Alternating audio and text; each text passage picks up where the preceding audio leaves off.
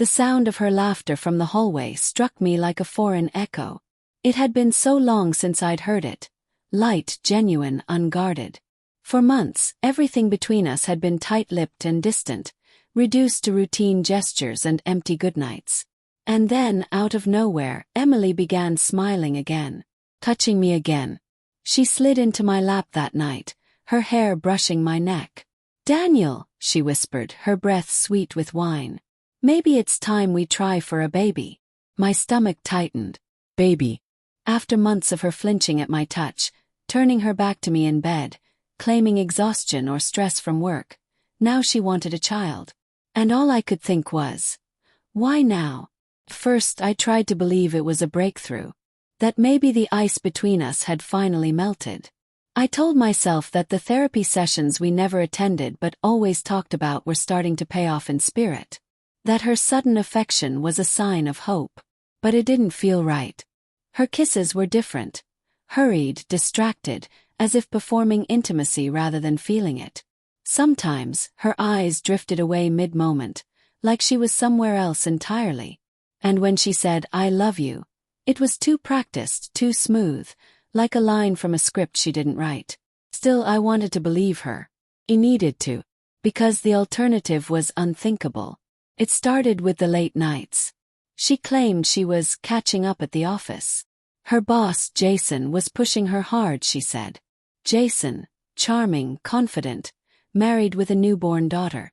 I'd met him once at a company dinner. He'd shaken my hand with that too firm grip, smiled too easily, and looked at Emily too long. When I mentioned it that night, she laughed it off. "Daniel, you're being paranoid. He's just nice. You always think everyone's flirting with me." "Because they are," I muttered. That earned me an eye roll. "You're imagining things again." "Am I?" "Stop," she said sharply, her tone slicing through the air. "You're ruining a good night." It was the same argument we'd had a dozen times before. The kind that ends with her walking away and me staring at the floor, wondering when I'd become the kind of man who doubted his own wife. Weeks passed. The shift in her behavior was subtle but steady. Her phone always face down, her laughter more frequent, her wardrobe more deliberate. I noticed the new lingerie she thought I hadn't seen in the shopping bag. She never wore it for me. And then came the real clue. A single receipt tucked inside her coat pocket. Hotel bar, mid-afternoon, 2 glasses of Chardonnay, 1 charged to her card. When I asked, she didn't flinch. It was just Jason. We met to discuss the product launch. We were both stressed and needed to vent. "You trust me, right?" She said it so calmly that for a second I actually did. Her eyes were steady, unblinking. The way she held my gaze made me feel small for doubting her. That's how good she was. But later that night when I held her, something in me recoiled. Her scent was different, familiar but not ours. I lay awake long after she fell asleep, my hand resting on her hip, my mind spiraling into a place I didn't want to go. The next morning she kissed me on the cheek and said, "I love you, Dan. Let's make that baby, okay?" I smiled, but inside a quiet dread spread through me like poison. I couldn't bring myself to touch her. Not until I knew the truth. I bought a small home DNA test kit the following week. It was meant for ancestry purposes, but I knew what I was planning. I told myself I'd never use it unless I had proof, unless she actually got pregnant. But the thought sat in my pocket like a loaded gun. Then one night, she came home late again, smelling faintly of cologne that wasn't mine. Her cheeks were flushed, her lipstick uneven. "Rough day." "Yes." She froze for half a beat too long. "Yeah, just meetings." "Why?"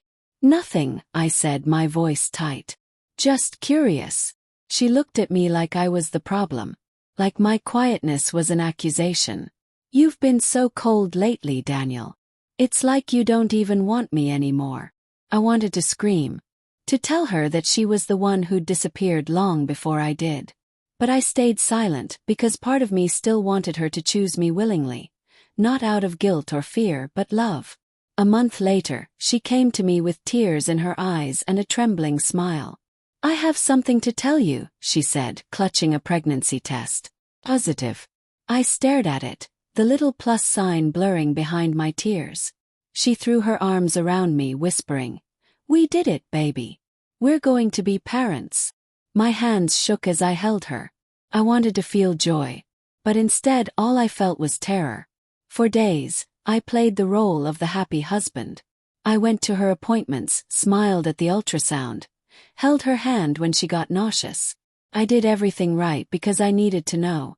When the prenatal kit came in the mail, I carefully swabbed a corner of her toothbrush, sealed it, and waited. I told myself it was paranoia, that I'd open the results, see confirmation that the baby was mine, and finally breathe again. But when the email came 2 weeks later, the air left my lungs. Probability of biological relationship: 0%. The words felt unreal. I read them over and over, waiting for them to change. They didn't. The floor beneath me seemed to tilt. My hands trembled. My chest burned. It wasn't just that she cheated. It was that she'd planned to build a life with me around a lie. That night, she came home glowing, her hand instinctively resting on her belly. "I told my mom today," she said softly. She cried. "She's so happy for us." I nodded, numb. "That's nice." She frowned. "You don't seem excited." I looked at her then, really looked. The woman I'd loved for 8 years. The woman I'd defended, trusted, worshipped. "Emily," I said quietly. "Who's the father?" Her smile faltered. "What are you talking about?"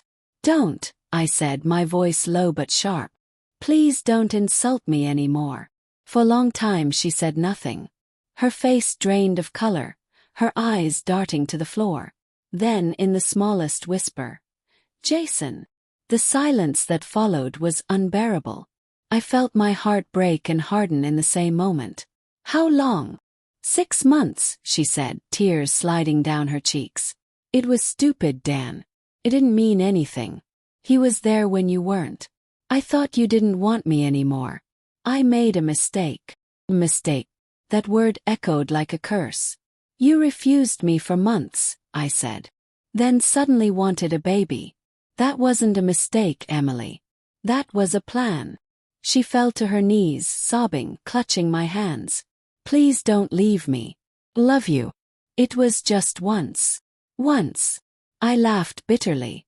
"You've been sleeping with him for half a year. You got pregnant with his child and told me it was ours." Her sobs filled the room. But I couldn't cry anymore. I left that night, packed a small bag, walked out into the cold, and never looked back. She called for weeks, left voicemails about therapy, forgiveness, second chances. I deleted every one. 2 months later I saw a photo online. Jason and Emily at a company event, smiling for the camera, her belly showing, his hand resting gently on it. They looked happy. And for the first time in a long while, I didn't feel anger. Just emptiness.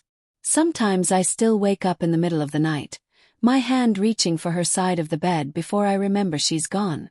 Sometimes I imagine the child that could have been ours, the life we almost built. But mostly, I remind myself that some betrayals aren't just acts of passion. They're decisions. Calculated. Cold. And once you see that, there's no going back.